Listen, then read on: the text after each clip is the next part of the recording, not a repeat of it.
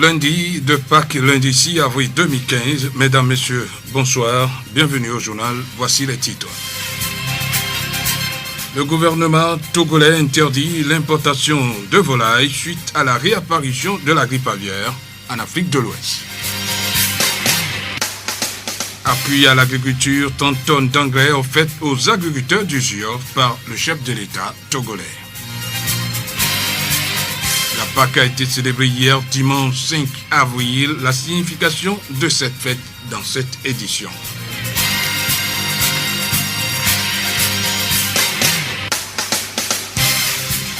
Radio Horizon à Thiéviers sur 101.1. Une fois encore, bonsoir. Dans un communiqué diffusé vendredi sur la télévision togolaise, le gouvernement interdit l'importation des volailles au Togo. La grippe aviaire est réapparue au Nigeria et au Burkina Faso. L'importation des volailles et des produits de volailles venant de ces deux pays sur toute l'étendue du territoire national est interdit. Notre pays a connu 2 foyers d'infection de la grippe aviaire en 2007 et 2008. Le gouvernement togolais dit réactiver le comité interministériel de prévention et de lutte contre la grippe aviaire et le réseau de surveillance des maladies animales. Rappelons qu'une 50aine d'agents formés vont être en poste sur toute l'étendue du territoire national. L'agriculture est un secteur clé de l'économie nationale avec un excédent agricole important. Le Togo arrive à satisfaire la demande en produits vivriers de certains pays de la sous-région ouest africaine. C'est pour rendre ce secteur plus performant que les agriculteurs togolais bénéficient depuis quelque temps de l'appui de l'État dans plusieurs domaines. Dans cette logique, 30 tonnes d'engrais ont été offerts aux agriculteurs du Jure ce lundi 6 avril 2015 à Thiéviers. Monsieur Gligbe Koudjo, directeur régional maritime de l'agriculture, de l'élevage et de la pêche.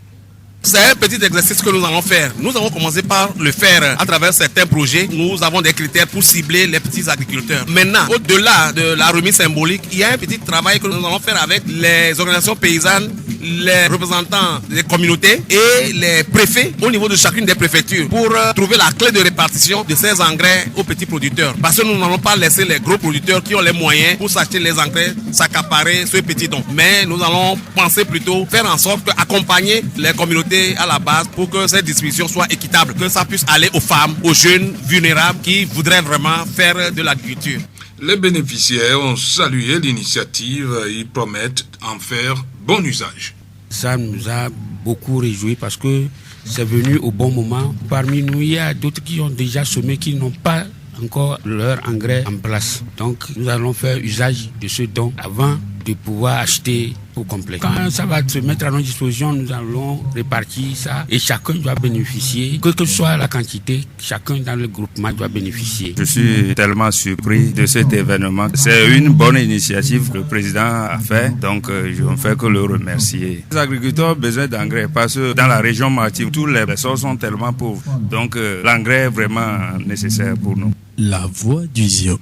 Mademoiselle Aziamano Ama Irène a été élue ambassadrice scolaire en 2015, samedi 4 avril à Thiéviers. Âgée de 18 ans, élève en classe de première à 4 au lycée Thiéviers 1, elle s'engage pour la promotion de la scolarisation de la jeune fille du Jure. Je promets de faire mon mieux et de promouvoir, comme je l'ai promis, l'éducation de la jeune fille. Comme activité, je sillonnerai dans les écoles pour la distribution des kits scolaires aux meilleures filles et donner des bourses aux filles qui auront une moyenne de 15 et plus pour promouvoir et encourager l'éducation de la jeune fille. L'association culturelle pour l'éducation et la santé est l'organisatrice de cet événement. David Kwadjo en est donc le président. Il s'est dit satisfait du déroulement de la soirée et promet appuyer l'ambassadrice dans la réussite de ses projets.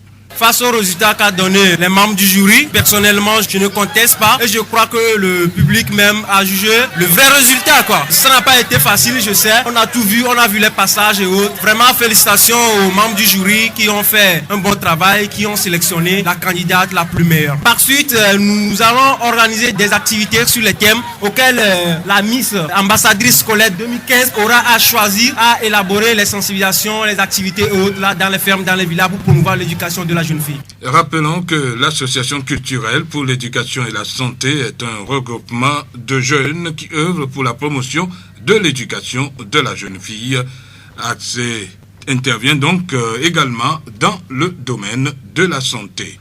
La propriété de l'environnement est aujourd'hui la préoccupation majeure des organisations de jeunes. Dans la préfecture du Zior, le mouvement des jeunes pour le développement du Togo, MJDT, procède depuis quelque temps à l'entretien des services et infrastructures sociaux collectives. Samedi 4 avril, cette association de jeunes a organisé une opération quartier administratif propre.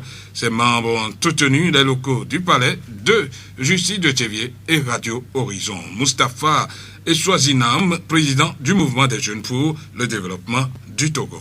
À voir l'environnement et l'aspect que présentent nos locaux, on voit qu'il y a beaucoup de choses à améliorer et à faire. Il faut essayer de mettre les choses au propre pour que nous puissions vivre en milieu très sain. C'est à propos de ça que nous avons choisi et nous avons programmé aussi des journées d'entretien dans tous les locaux ou bien les parties environnantes de la ville de Thévié. Nous avons programmé chaque samedi sortir, entamer partout là où nous voyons qu'il est nécessaire de mettre au propre. Nous entamons et nous allons continuer comme ça dans ce sillage jusqu'à ce que tout soit parfait dans la commune de Thévié. Rappelons que cette action s'inscrit dans le cadre d'une série d'activités de salubrité menées par le mouvement. La voix du Zion.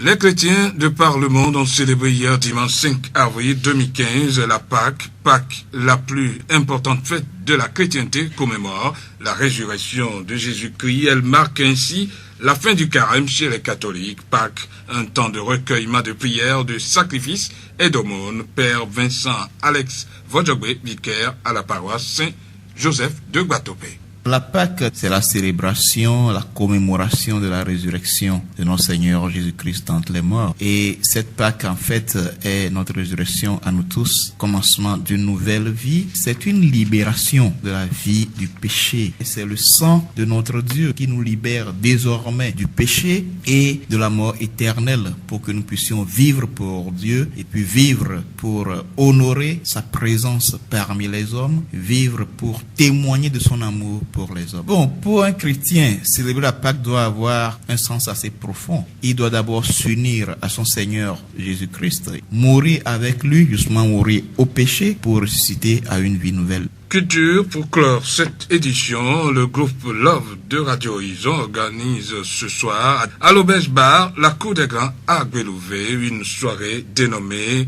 Miakonouvide. Yolo Mustapha, coordonnateur du groupe Love, pour plus de précisions. Miakonouvide, ça veut dire rions un peu, parce que notre devoir, c'est faire rire la population.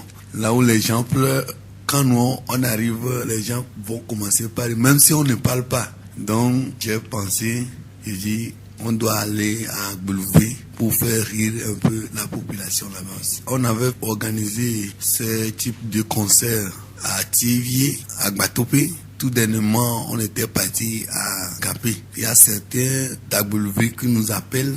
Pourquoi on est parti à Gapé, sauter à Agbelouvé? J'ai pensé, je dis, on doit aller à Agbelouvé pour faire quelque chose pour eux aussi. On ne va pas le faire seulement. Il y a des artistes chanteurs tels que Gabriel Stone, Pasteur Assis Josué 2, il y aura des concours de danse et des jeux questionnaires à Tekbo, à Kassapa, et on va distribuer des prix. Après ça, nous, on va faire rire les gens parce qu'on va apporter beaucoup de sacs de rire parce qu'on fait rire les gens à la fois et on donne des conseils. Ce qui veut dire que nous allons faire des sketchs de sensibilisation. Ceux qui n'ont pas encore payé les tickets, ils n'ont qu'à faire tout possible pour payer des tickets parce que c'est la première fois à Gbelouvé pour un tel organisation. Ils n'ont qu'à sortir, les vieux et les jeunes à la radio, ils nous écoutent. Actuellement, nous allons venir et faire ça devant eux. Et ce qui est très très important pour moi, c'est une rencontre entre nous et les auditeurs.